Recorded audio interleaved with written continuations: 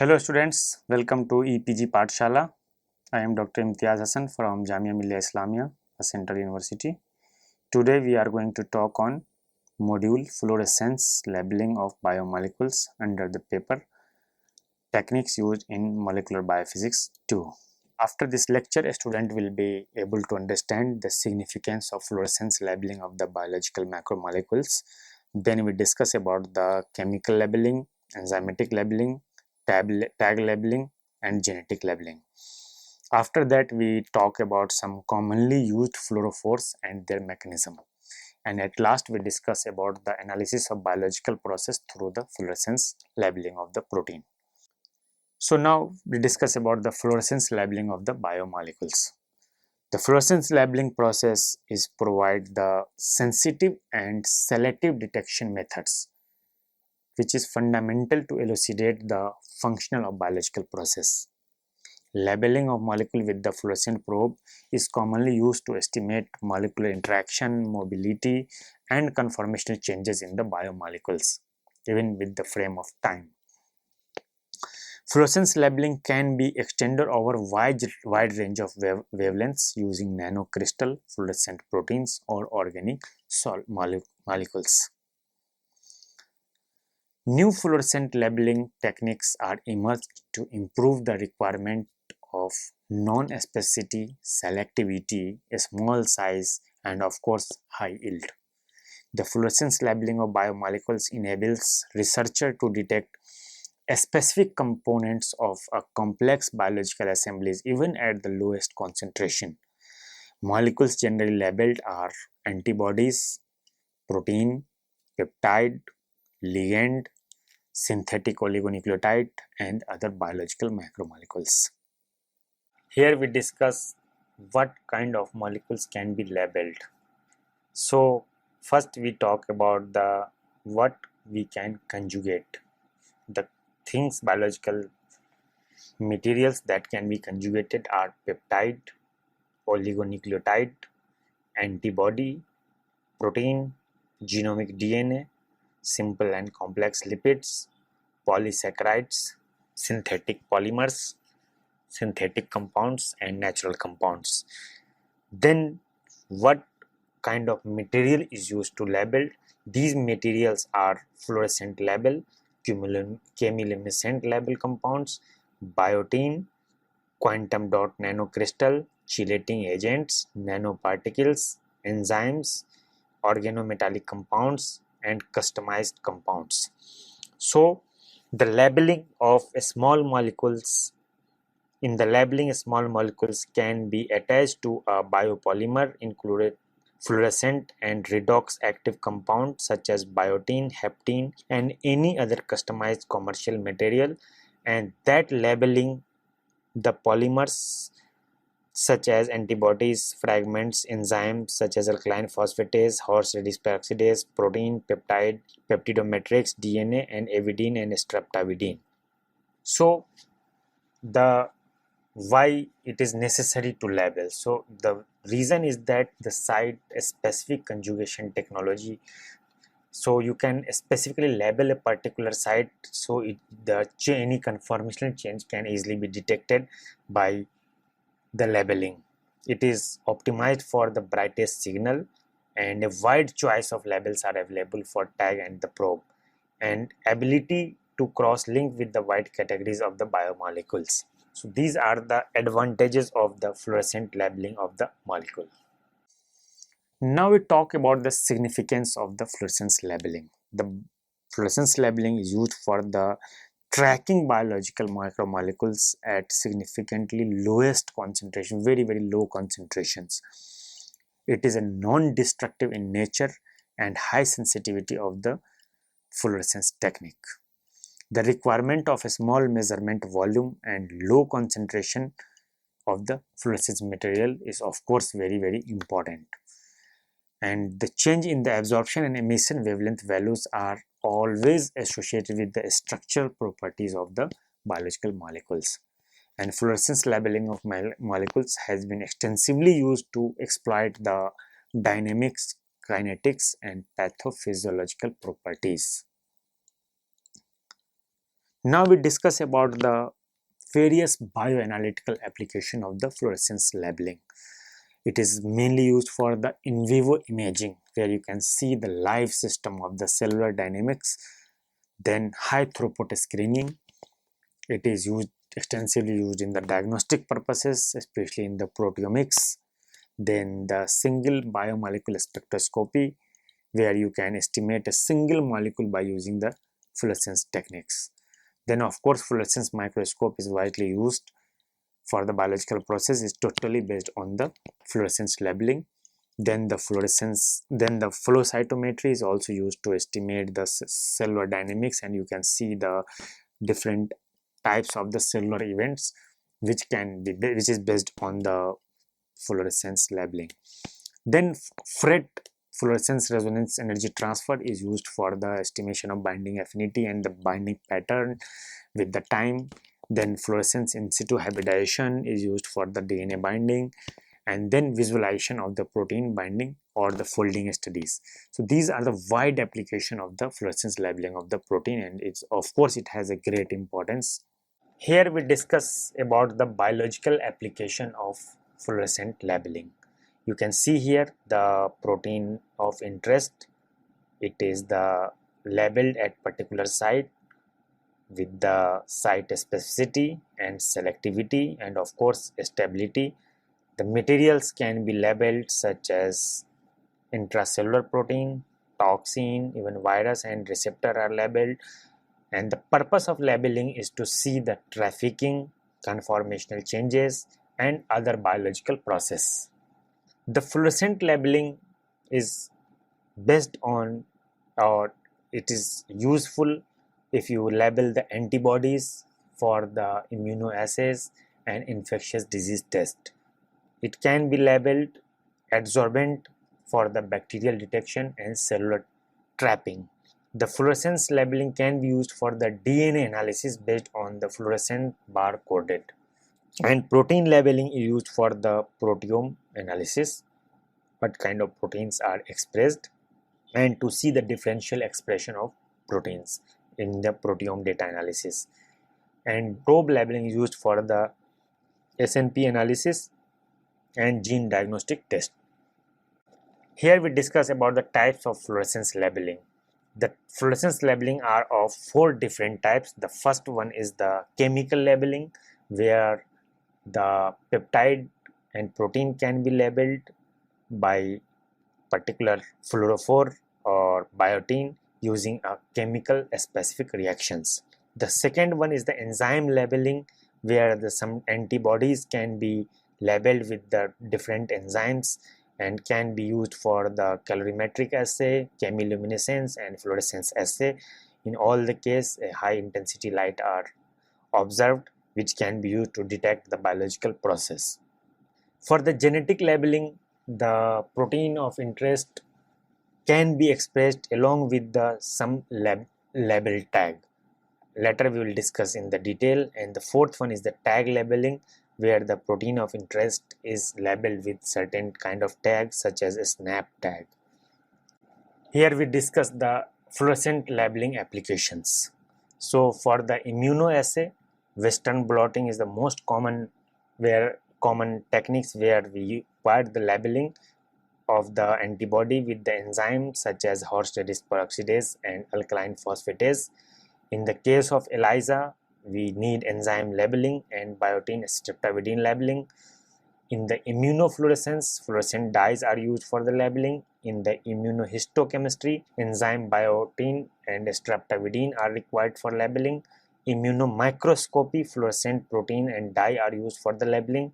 And fluorocytometry, of course, fluorescent protein dyes and tandem dyes are used. So these are the application of fluorescence labeling in the immunoassays. The other application of the labeling are traditional PCR, SNP detection, allele discrimination, pathogen detection, multiplexing, viral load quantification, gene expression analysis, gene copy determination, and endpoint genotyping. So a vast application of fluorescence labeling in the biology are going on these days, and most of the techniques are based on the fluorescent labeling of biological macromolecules. Now we discuss about the chemical labeling. Chemical labeling targets a wide range of functionality, generally achieved through the covalent attachment of the chemical probes to the reactive moieties, and it has advantage of the greater irreversibility. Thus, chemical labeling represents the combined advantages of a specific labeling to the protein of interest and its superior sensitivity and versatility of the synthesized and designed organic probes. Chemical labeling methods are very robust, easy to handle, and provide minimum efficiency with a wide range of fluorophores. The vast selection of fluorophore provides greater flexibility, variation in fluorophore performance, and for a wide range of research applications. Selective chemical labeling of protein is highly useful for probing and controlling protein function in vitro and in living systems. Here we try to show the chemical labeling techniques. You can see here in A that the target group, the molecules having the target group such as amine, and then it forms a covalent bond with the reactive groups, and then ultimately it gives the labeling can be done easily by covalent coupling. So different types of the groups such as amine group, thiol group, imide hydroxyl group, azide group are used for the labeling of the chemical labeling using the covalent bond formation to give the labeled product.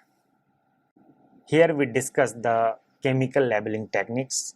You can see here the protein have reactive group and the fluorescent compound will also have a certain reactive group. So a well-defined reaction should take place between the reactive group of protein and reactive group of fluorescent compounds. So in protein mostly lysine, side chain of lysine and arginine containing amine, and thiol SH group of the cysteine. Depending on the reactive group of the protein, we can use the different types of fluorescent group, which need a particular light source, and a particular lifetime of the fluorescent group is necessary for the spectral properties estimation. These are the certain fluorescent compound that is generally used for the biological labeling are anthracene, naphthalimide, rhodamine, resveratrol, pyridine, biodip, fluorescein, coumarin, and cyanine dyes. Here we discuss for the strategies for selective chemical labeling of the protein. You can see here that the protein of interest can be labeled with the tetracysteine and bi-arsenial system, and the protein of interest can easily be labeled by the fluorescent dye. Similarly, the oligohistidine can be used for the labeling with the nickel complex. In the third case, you can see the oligoaspartate can be used for the labeling with the zinc complex system, and in the fourth, the lanthanide binding tag system are shown. So these are the some structure model of the different types of chemical labeling strategies has been utilized, especially for the sensor development. Now we discuss about the enzyme labeling. Enzyme catalyzed labeling techniques have several distinct advantages. Enzymatic reactions are generally fast, efficient, and more selective, allowing the labeling both in vivo and in vitro with a high signal to noise ratio. It has multiple type of signal output, signal amplification, and wide selection of enzyme labeled product, especially antibodies. This is particularly suitable for a study of cell surface receptors such as monitoring receptor localization, trafficking, and translocation. Enzyme-mediated labeling could directly transfer a fluorescent probe onto the target protein. Enzyme label generates a chromogenic chemiluminescent or fluorescent signal that can be detected by different approaches. And finally, the enzyme commonly used as a label, which include horseradish peroxidase, alkaline phosphatase, glucose oxidase, beta galactosidase, and a specific substrate are available to each enzymes that can easily monitored.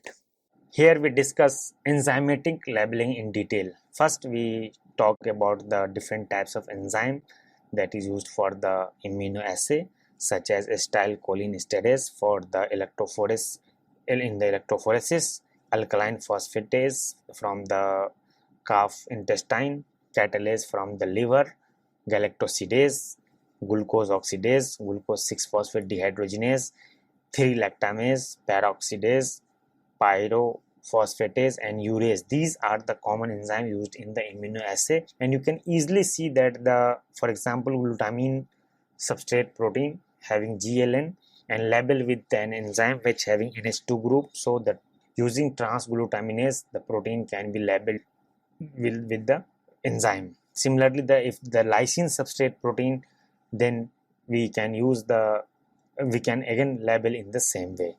So the simple representation that a protein and then enzyme can kept together and the certain reaction takes place to form the labeled protein, enzyme labeled protein. Here we discuss about the tag labeling. In the tag labeling, protein labeling through the incorporation of short tags. The most commonly used tags are histidine tags. The tag labeling has following advantages. It is simplicity of First advantage is the simplicity of the labeling procedure. Second is the high sensitivity. Third, application to various site-specific labeling.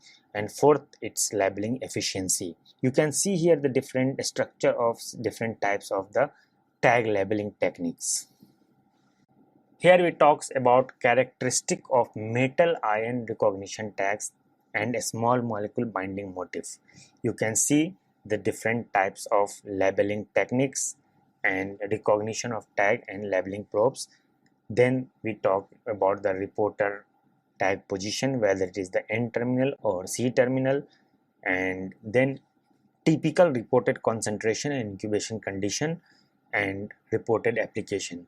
For example, for the fixed and live cell staining, tetracysteine motifs are utilized, which having cysteine cysteine XX cysteine cysteine motif tag, and the probe is F flash tag RASH RASH and CHOASH CRASH and CY3. These are the different probes are used, and it can be done either at the N terminal and C terminal, and the condition for labeling with the 1 to 5 micromolar FIASH probe for 30 to 90 minutes in the living cell reactions. Similarly, the other applications are described here in detail, in which the RT means the room temperature. Here we discuss some of the commonly used tags. Here we try to explain by a figure that how the different types of tags are labeled. For example, you can see here the tetracysteine FIASH tag. You can see here the protein of interest having 4 cysteine residue in between 2 cysteine. The certain 2 other residues are there, and you can see here the FIASH tag that can easily bind with the forming the covalent bond with the cysteine residues, and this way the protein of interest got labeled. In this B, you can see here the another example of serine tag, that is the tetraserine tag. It works in the same fashion as the tetracysteine tag works. Then other case, you can see histidine 6 tag with nickel arsenate nickel tris TNA, and the fourth one is the Ca6D4 tag with the zinc DPA tyrosine. So in all the tag you can see a covalent bond formation occurs, so the specific labeling can be done and the rest unbound tags molecules can be removed, so any biological phenomena can easily be observed. Now we discuss the genetic labeling. Genetically mediated fluorescence labeling in living system has been developed by using protein domains, small polypeptides or single amino acids. Fluorescent protein is one of the most important labeling method due to its biological compatibility. And fluorescence labeling in protein molecules through unnatural amino acid is regarded as a versatile biochemical techniques. The unnatural amino acid mutagenesis also uses in vitro transcriptional and translation for the site-specific labeling of the proteins. You can see here that how the in vitro labeling of the single amino acid substitution occurs in the protein through the site-specific labeling. Here we discuss the approaches to achieve the site-specific protein labeling and engineering. So you can see here that the protein can be labeled with the unnatural amino acid incorporation, and then it can be used as a probe for the ligation. Then protected amino acid corporation can also be used for the particular labeling. The third one is the cleavage linker, where the linker can be added to ligated with the particular probe. So genetic code expansion and reprogramming enables the site-specific incorporation of diverse designed unnatural amino acids into the protein. The first strategy combines bioorthogonal regions with genetically encoded unnatural amino acids bearing functional groups such as aldehyde, ketone, azide, and alkenes to facilitate binding, specific binding, labeling, and engineering. In general, bioorthogonal reaction used for site-specific protein labeling and engineering based on genetically encoded unnatural amino acid can be mainly classified into ligation reaction and deprotection reactions. Here we try to show the genetic labeling. There are two types of the genetic labeling. One is the SNAP tag. It is a self-labeling protein tag commercially available in various expression vector. SNAP tag is a 182 residue polypeptide around 19.4 kilodalton that can be fused to many proteins of interest and further specifically and covalently tagged with a suitable ligand such as fluorescent dye. The second one is the clip tag. Clip tag substrate consists of a fluorophore conjugated to cytosine leaving group via a benzyl linker. The substrate label the clip tag without the need of additional enzyme.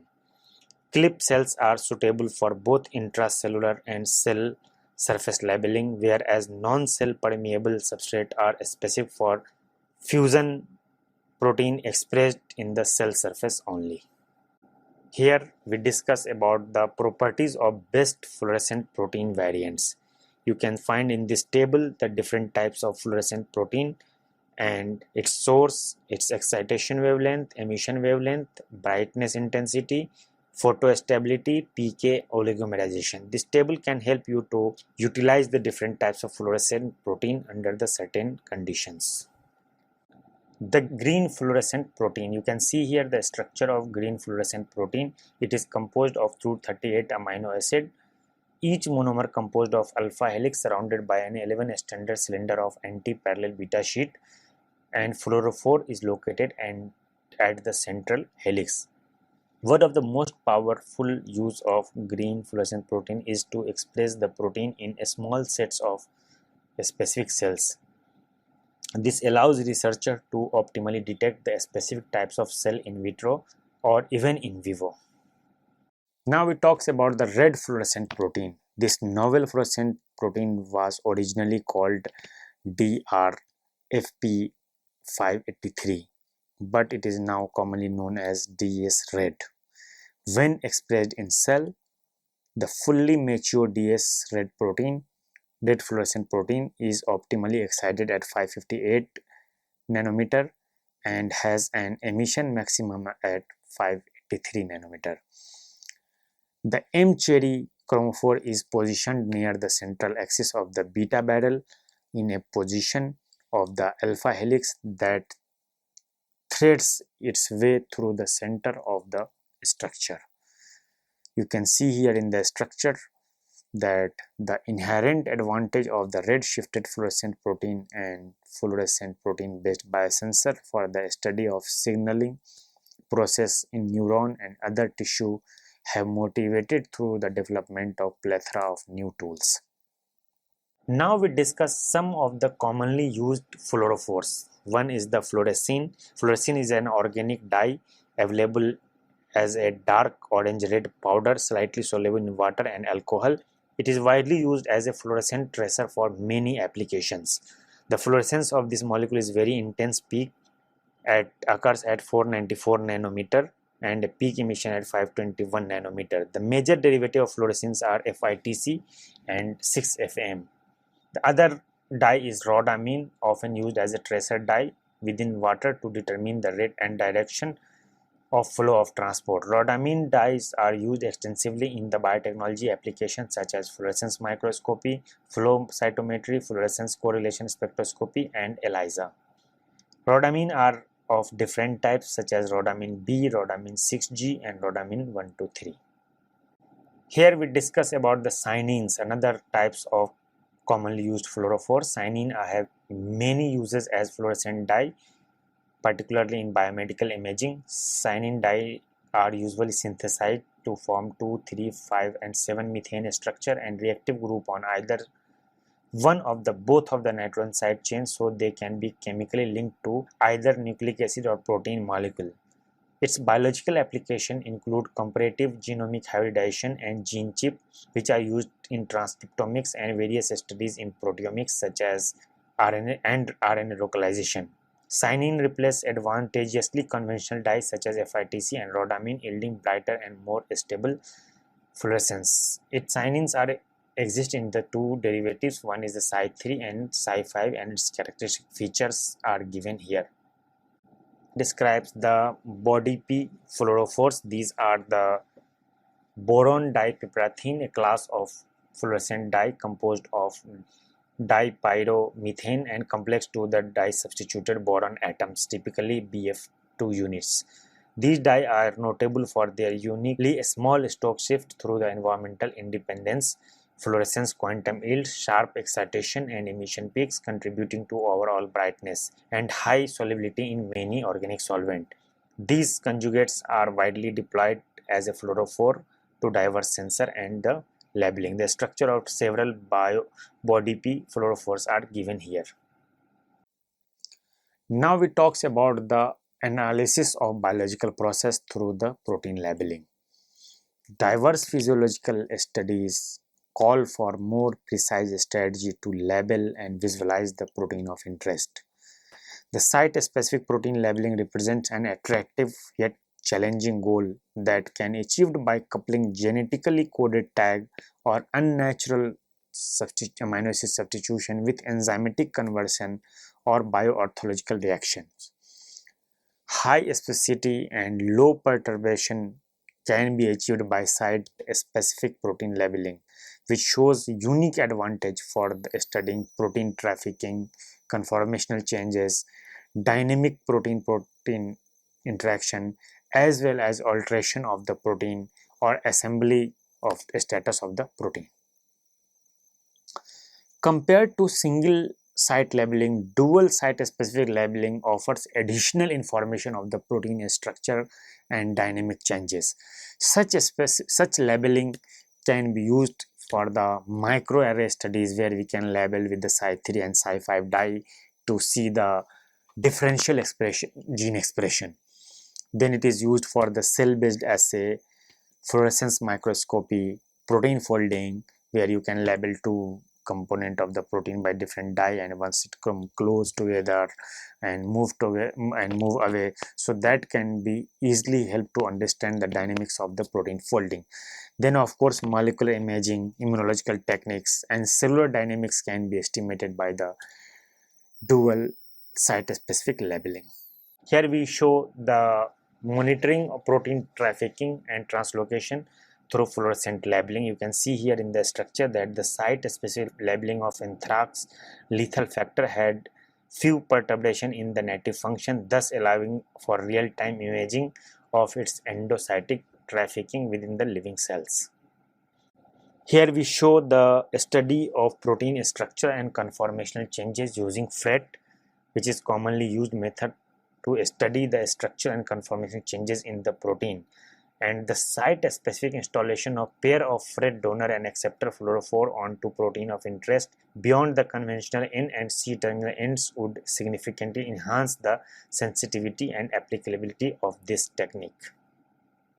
The coupling of fluorophore to the imaging system, and you can see the advanced imaging techniques have revolutionized our ability to visualize the biological system and have significantly fostered biological investigation.